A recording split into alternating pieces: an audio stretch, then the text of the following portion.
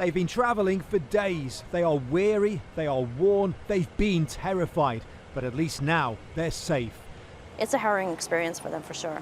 These are some of the thousands of Afghans that fled Kabul. They got out where so many have failed and are still failing.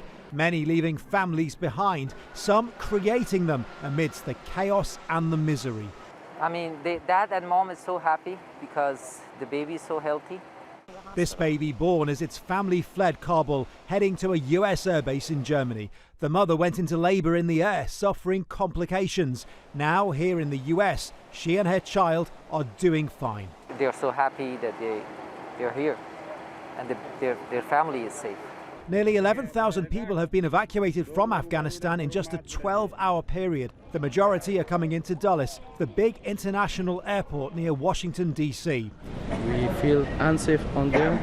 We just came here. They were put on buses and driven their first few miles on American soil to an expo centre. What was a trickle is now a flood of people, each with their own harrowing, terrifying tales. These buses are now arriving fairly regularly, perhaps one every hour and a half.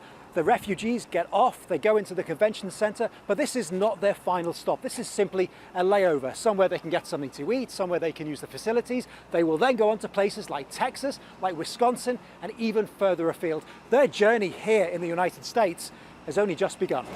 So they will let us know here or there? This man hasn't heard from his wife since she left Kabul. You have to just wait and find out where she ends up landing. But I'm sorry you're going through that.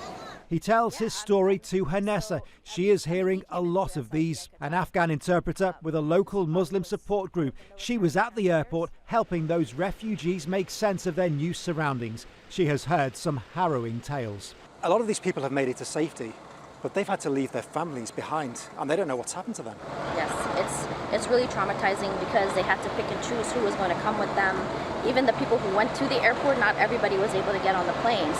Across the street, a flooring business is now leading the local effort to get essentials to refugees. From toys to snacks, underwears. Jan, an Afghan refugee himself, is working non-stop to get packs ready. Donations are turning up almost every minute.